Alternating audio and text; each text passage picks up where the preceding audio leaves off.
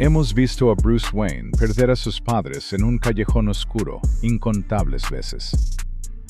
Hemos visto el collar de perlas de Martha Wayne romperse y caer en cámara lenta, rebotando contra el pavimento hasta el absoluto cansancio. Hemos visto a un niño asustado arrodillarse en un charco de sangre, jurando venganza contra la escoria de la ciudad. Pero lo que el universo absoluto y el escritor Scott Snyder acaban de hacer con el origen fundamental de Batman no es un simple rediseño estético para vender más cómics. Es una deconstrucción sociológica y psicológica tan brillante que cambia para siempre la motivación del Caballero de la Noche. Si el número anterior te dejó sin aliento, prepárate. Absoluto Batman número 3 nos arrastra directamente al lodo, a los primeros días de un Bruce Wayne primitivo, desesperado, sin miles de millones en el banco y alimentado puramente por una rabia de clase trabajadora. Y lo más perturbador de todo este cómic no son los golpes rompehuesos ni la sangre derramada. Es un simple proyecto de ingeniería escolar. Hoy vamos a analizar cómo el trauma de la familia Wayne es un ciclo generacional de dolor que se repite. Vamos a desglosar cómo la profunda corrupción corporativa de Gotham obliga a Batman a convertirse en una anomalía terrorífica. Revelaremos la verdad detrás de su tecnología armada con chatarra. Exploraremos la bomba de tiempo psicológica que son sus amigos de la infancia. Y quédense hasta el final, porque vamos a presenciar el momento exacto en que Bruce Wayne se planta cara a cara en un tribunal contra el hombre que apretó el gatillo y destruyó su vida.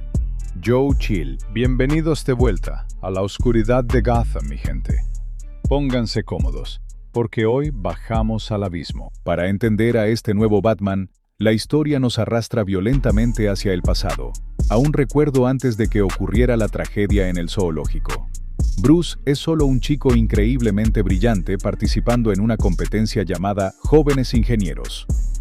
El reto de la competencia tiene un fuerte peso social. Los estudiantes deben construir un puente diseñado específicamente para áreas marginadas y devastadas por desastres, pero con una condición creativa. El diseño tiene que estar inspirado temática y mecánicamente en algún animal. Bruce, en un presagio del destino, elige al murciélago. Pero aquí es donde el cómic nos revela la psicología ya fracturada de Bruce, mucho antes de que sonaran los disparos de Joe Chill.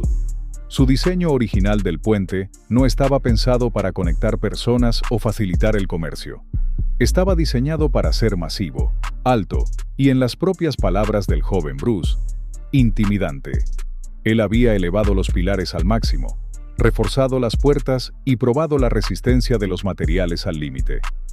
Bruce creía genuinamente que hacer que las personas se sintieran resguardadas detrás de muros gigantes, proyectando terror hacia el exterior, era la única forma de garantizar la seguridad en un mundo roto. Su padre, Thomas Wayne, quien recordemos que en este universo es un humilde maestro de escuela pública y no un cirujano multimillonario de la élite, lo frena en seco. Thomas examina la maqueta de su hijo y le da una lección moral que resuena en todo el cómic. Un puente es una herramienta para proveer recursos a los necesitados, no una estructura para infundir miedo. Thomas le explica a Bruce que no haces un puente para aterrorizar, de la misma forma en que no diseñas un tenedor o una cuchara para que den miedo. Son herramientas para florecer. Y es en este preciso diálogo donde el cómic nos entrega un pedazo de lore absolutamente devastador. Thomas le explica a Bruce por qué su filosofía de vida está tan enfocada en la compasión. Le cuenta la historia del abuelo Wayne. Nos enteramos de que el abuelo de Bruce era un hombre de clase trabajadora que conducía la ruta de autobús G39 por las calles de Gotham, 6 días a la semana, partiéndose el lomo para mantener a su familia. En su único y preciado día libre, llevó a un joven Thomas a caminar por el muelle del parque de diversiones. Y allí, de la nada, frente a los ojos de su hijo, el abuelo Wayne simplemente colapsó y murió de un ataque masivo al corazón. Thomas le describe a Bruce ese sentimiento visceral, el terror absoluto y paralizante de quedarse solo en el mundo. Cuando pierdes a tu figura de autoridad y a tu mayor protector a esa edad, el piso desaparece. Pierdes tu sistema de soporte y caes al vacío. Thomas confiesa que, originalmente, él soñaba con ser un cirujano de renombre, pero tras la muerte de su padre, se dio cuenta de que su verdadero deseo era mucho más profundo. Quería evitar que otros niños sintieran el desamparo y el terror que él sintió esa mañana en el muelle. Por eso Thomas Wayne se hizo maestro. Quería ser la red de seguridad de los jóvenes marginados de Gotham. Quería empoderarlos. La ironía narrativa que nos plantea Scott Snyder aquí es brutal, casi poética. Thomas Wayne transformó su trauma infantil en filantropía, en un deseo profundo de educar, nutrir y curar a su comunidad fracturada. Pero Bruce tomaría ese mismo trauma familiar, esa misma pérdida repentina en el zoológico, y lo usaría para hacer exactamente lo contrario. Él tomaría el diseño del murciélago y no lo usaría para curar a Gotham. Él lo usaría para aterrorizarla hasta la médula. Con todo este peso psicológico y familiar en mente, el cómic nos lanza de regreso a las frías calles del pasado reciente, a los primeros y sangrientos días de Bruce operando activamente como Batman. Y mi gente, este no es el superhéroe estéticamente pulido, intocable y equipado con los gadgets de grado militar de empresas Wayne que la cultura pop nos ha vendido durante décadas. Vemos a una pandilla de extorsionadores de poca monta acorralando a una madre soltera en una azotea de los barrios bajos. La amenazan físicamente, exigiéndole el dinero de protección semanal. Juegan con su culpa, preguntándole si no le importa la seguridad de su propio vecindario, sabiendo perfectamente que sus hijas están en la escuela local. Como castigo ejemplar para que el resto del bloque entienda el mensaje, la empujan brutalmente por el borde del edificio, y justo cuando cae al vacío, una sombra masiva e inhumana la intercepta en el aire. Es Batman, pero en su estado más primitivo, visceral y salvaje. Quiero que nos detengamos un segundo a apreciar el diseño artístico de este traje temprano. Es brillante. No hay Kevlar de alta tecnología, ni polímeros balísticos desarrollados en un laboratorio secreto, ni computadoras integradas en la capucha. Esta armadura está forjada literalmente con vigas de acero, correas industriales y pura chatarra de los basureros de construcción. Es un traje pesado, tosco, que se mueve con la gracia de una locomotora descarrilada. Y lo más perturbador de esta etapa temprana es cómo Bruce decide infundir miedo psicológico en sus presas. No solo usa garras de metal oxidadas, ni pintura facial negra para desorientar, sino que lleva puestos unos dientes protésicos de silicona cargados con una toxina paralizante. Es un Batman que parece sacado de una película de terror corporal. Se lanza contra la pandilla y los destroza físicamente, superándolos con pura fuerza bruta y rabia contenida. Pero en medio de la golpiza, mientras sostiene a un pandillero a punta de pistola, Bruce tiene un monólogo interno que cambia por completo el rumbo de su misión. Él se da cuenta de que golpear a matones callejeros de bajo nivel disfrazado de demonio con colmillos falsos es, en última instancia, inútil. La base del mito de Batman siempre ha sido el miedo, pero aquí Bruce entiende una triste y aplastante realidad sociológica. La desesperación siempre le ganará al miedo. Estos criminales rasos están desesperados. Necesitan comer. Necesitan mantener a sus familias, o necesitan pagarle sus deudas a usureros corporativos, que son 1000 veces peores que un vigilante disfrazado de murciélago. Un hombre que se está muriendo de hambre va a arriesgarse a recibir la paliza de su vida si eso significa sobrevivir un día más. Bruce admite en sus propios pensamientos que si asusta a 10 ladrones hoy, mañana otros 10 tomarán su lugar porque el hambre no desaparece. Golpear a los soldados rasos es ponerle una curita a una arteria seccionada. Como él mismo concluye en la azotea, Batman necesita hacer más, necesita pensar en grande. Entonces, la gran pregunta que plantea el cómic es, si eres Bruce Wayne en este universo, y no tienes los miles de millones de dólares heredados, ni los contratos militares de empresas Wayne, ni la infraestructura tecnológica para enfrentar a un sistema corrupto a escala industrial, ¿qué haces? La respuesta es brillante. Usas la ingeniería básica que tu padre te enseñó y la adaptas a las tácticas de la guerra de guerrillas. Bruce Wayne logra rastrear la ruta de uno de estos masivos camiones blindados de contrabando de la familia Falcone mientras atraviesa un túnel subterráneo. Y es aquí, en esta oscura carretera de concreto, donde presenciamos la introducción del Batimóvil de este universo, en plena acción. Pero olviden el tanque militar blindado de las películas de Nolan o el muscle car trucado de Matt Reeves. El Batimóvil de este Bruce Wayne es un coche de radiocontrol. Sí, un simple juguete de control remoto de alto rendimiento. Batman se planta en medio del túnel, de pie, desafiando a una máquina de varias toneladas que se dirige hacia él a toda velocidad. Los criminales en la cabina se ríen, pisan el acelerador a fondo, con la intención obvia de aplastar a este lunático disfrazado contra el pavimento. Pero Bruce ni siquiera parpadea, simplemente levanta su transmisor y presiona un botón. El pequeño coche a control remoto, que Bruce nos explica que fue modificado en su taller por menos de $1,000, empiezas usando un motor sin escobillas de 4.600 kilovoltios y al que le soldó un gato hidráulico industrial de botella en la parte superior, se desliza a la velocidad del rayo justo por debajo del parachoques del camión. En el momento exacto del impacto, el gato hidráulico se dispara hacia arriba. La transferencia de fuerza cinética es tan violenta y precisa que levanta por completo la parte delantera del camión de contrabando, desestabilizándolo y enviándolo a estrellarse catastróficamente contra el techo curvo del túnel en una lluvia de chispas, metal retorcido y naranjas aplastadas. Es una escena visualmente espectacular dibujada con una brutalidad cinética increíble, pero narrativamente es aún mejor. Bruce lo piensa fríamente mientras observa los restos. Menos de $1,000 en chatarra de radiocontrol y pintura negra acaban de derrotar a una red de contrabando multimillonaria. No necesita una fortuna, solo necesita su cerebro de ingeniero, pura fuerza de voluntad y una comprensión letal de la física básica. Cuando los matones de la mafia salen arrastrándose y tosiendo humo de los escombros, Batman los espera. No los mata, porque ese sigue siendo su código. Pero la paliza táctica que les imparte asegura médicamente que estarán comiendo su cena a través de una pajilla por el resto de sus vidas. La teatralidad y el engaño son sus mejores armas para romper la moral de los no iniciados. Está construyendo paso a paso la leyenda urbana del murciélago. Pero antes de llegar al devastador clímax emocional del cómic en los tribunales, hay un detalle magistral en el fondo de este universo que no podemos dejar pasar por alto, porque es la mayor bomba de tiempo narrativa que Snyder ha plantado: el círculo íntimo de Bruce. Si han estado prestando atención a los diálogos de fondo y a las interacciones desde el número 1, se habrán dado cuenta de algo macabro.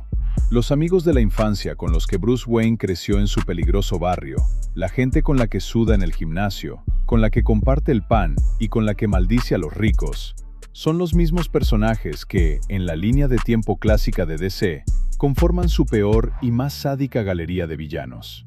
Hablemos de los nombres de su pandilla: Selina Kyle, Oswald Cobblepot, Waylon Jones, Harvey Dent. En el canon tradicional con el que todos crecimos, escuchar esos nombres es pensar instantáneamente en Catwoman, el Pingüino, Killer Croc y Dos Caras, los criminales, mafiosos y monstruos deformados de Arkham Asylum que han intentado asesinar a Batman y quemar Gotham incontables veces. Sin embargo, en la Tierra Absoluta, ellos son sus hermanos de sangre. Crecieron juntos en la misma miseria sistémica y comparten el mismo desprecio visceral por la élite intocable que oprime su ciudad. Este es un giro narrativo sencillamente brillante que juega con nuestras expectativas. Genera una tensión psicológica tremenda durante toda la lectura, porque nosotros, como espectadores omniscientes del multiverso, sabemos perfectamente los horrores en los que se convierten estos personajes. Ver a Bruce reír con ellos, confiarles su vida y pelear espalda con espalda nos obliga a hacernos la gran pregunta temática de la serie: ¿es el destino inevitable en el multiverso? A medida que la cruzada solitaria de Batman se vuelva cada vez más extrema y el sistema corrupto de Gotham responda con niveles de violencia corporativa aplastantes, ¿lograrán estos chicos de barrio mantenerse en la luz como los aliados inquebrantables de Bruce? ¿O la trituradora de carne que es Gotham terminará corrompiéndolos de maneras nuevas y horribles para convertirlos inevitablemente en los monstruos clásicos que estamos acostumbrados a detestar? Es una espada de Damocles colgando sobre la historia en cada panel. Y toda esta tensión callejera, la guerra contra el sistema y la presión psicológica, nos arrastra inexorablemente hacia el verdadero núcleo emocional de este número. La historia hace un último salto temporal hacia el presente continuo, llevándonos al interior de una fría y estéril sala de audiencias de un tribunal de Gotham. Bruce Wayne, ya un hombre adulto endurecido por la tragedia, finalmente está sentado frente a frente con el hombre que apretó el gatillo aquella tarde en el zoológico, Joe Chill. Debido a la naturaleza mediática y atroz del crimen, el juez hace una excepción a los protocolos legales y le permite a Bruce subir al estrado para dirigir unas palabras directamente al asesino. Y el diálogo que entrega Bruce aquí no es una diatriba llena de furia, ni una demanda vacía exigiendo justicia legal ciega. Es una confesión que nos rompe el corazón en 1000 pedazos, porque resume perfectamente el núcleo de su trauma. Bruce relata cómo aquella mañana fue absolutamente perfecta. Cuenta con la inocencia de un niño cómo había ganado con mucho esfuerzo el viaje de ingeniería para toda su clase gracias a su diseño de puente. Habla de lo emocionado que estaba corriendo por el zoológico con sus mejores amigos, riéndose a carcajadas de lo raras que eran las jirafas con sus largas lenguas negras. Pero por encima de todo, Bruce habla de la mirada de su padre. Confiesa que durante ese día fingía no darse cuenta, pero podía ver de reojo cómo Thomas lo miraba. Podía sentir el orgullo inmenso irradiando de su padre. Bruce revela en medio del sepulcral silencio de la corte que en ese preciso momento supo en su corazón de niño que la vida nunca, jamás sería mejor que eso. Sabía que ese segundo exacto era el punto máximo de felicidad absoluta que el universo le permitiría experimentar. Y solo quería congelar el tiempo y quedarse en ese momento brillante para siempre. Y entonces, todo se detiene. El arte se vuelve sombrío. Bruce clava su mirada directamente en los ojos vacíos de Joe Chill, y con una voz desprovista de cualquier empatía, le dice: «Tú mataste esa felicidad para siempre. No me voy a quedar a escuchar las excusas que tengas que decir hoy. No me importa qué fue lo que te obligó a hacer lo que hiciste. Solo necesito que sepas que te odio. Te desprecio de manera absoluta». Es una secuencia narrativa magistral y devastadora. Piensen en la profundidad de esto. El puente adaptable de murciélago que Bruce diseñó para ayudar a los demás fue exactamente el premio que los llevó a la muerte en ese zoológico. Bruce asocia intrínsecamente su mayor logro, el símbolo del murciélago, con la destrucción total de su mundo. Por eso, en lugar de convertirse en el sanador que su padre le rogó que fuera, retorció la lección. Se transformó en el monstruo que castiga a los culpables. Y mi gente, justo cuando creen que han procesado este golpe emocional, el cómic nos arroja un cliffhanger monumental de última página. Bruce no dio su discurso solo para desahogarse y marcharse a llorar. Al final de la historia, vemos a Bruce irrumpiendo en una sala privada, arrinconando a Joe Chill en la actualidad, completamente a solas.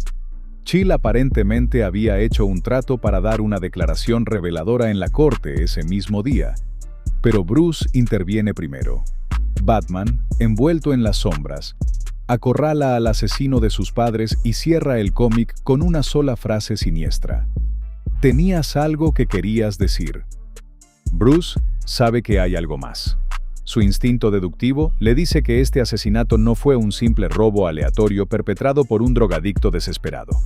Hay una conspiración mucho más oscura moviendo los hilos de Gotham detrás del asesinato de Thomas Wayne, y el Caballero de la Noche acaba de ir a exprimirle la verdad a la fuente, a punta de golpes si es necesario. Lo que Snyder, Aaron y todo este nuevo equipo de arquitectos del universo están logrando con este origen es histórico. Están tomando todos los elementos intocables del mito de Batman y los están desmantelando para reconstruirlos con un peso emocional 1000 veces más pesado y realista.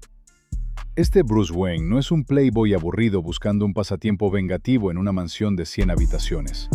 Es un ingeniero brillante, manchado de grasa de motor, usando sus manos y equipo industrial para romper el cuello de un sistema capitalista que engorda con la desesperación de los pobres.